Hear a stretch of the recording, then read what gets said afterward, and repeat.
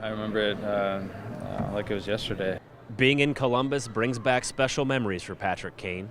I waited till they said my complete name, kind of stood up, hugged my dad and my mom and my grandpa and my three sisters, and walked down, put the Hawks jersey on, and it was a great moment. Kane broke right into the league at 19 years old after the draft here in Columbus. He won the Calder Trophy that year as the league's top rookie. Since then, his trophy cabinet's got a little bit bigger. He's won a Conn Smythe and 2 Stanley Cups. Kane's registered 200 goals and 544 points. All those accomplishments before his 27th birthday.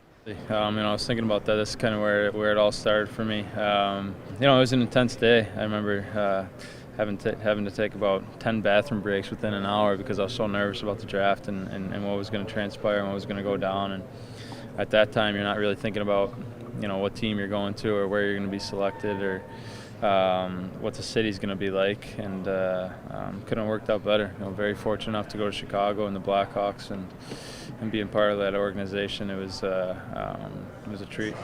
It was just awesome because he did it on his own with his father. He didn't have an agent. He didn't have anybody, running around. There were so many times when he was with the USA program that they would just walk by Pat because he was smaller and, Patrick wasn't supposed to go to the NHL. So to see him have that and then to see him, be with his grandfather and his sisters was just so awesome. One of the biggest highlights of Kane's young career has to be the cup-clinching goal in Philly. It's one of the most famous goals in Blackhawks history, if not NHL history, and it's still hard for Kane to believe it happened.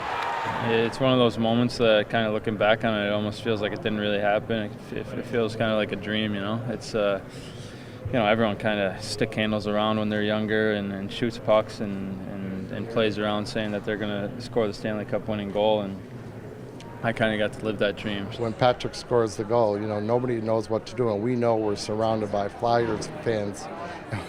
We're a little nervous. Should we celebrate? Should we jump up and down? What should we do? And then the reaction on everybody's face in the place, and celebrating the Stanley Cup with the players and their families afterwards in the locker room.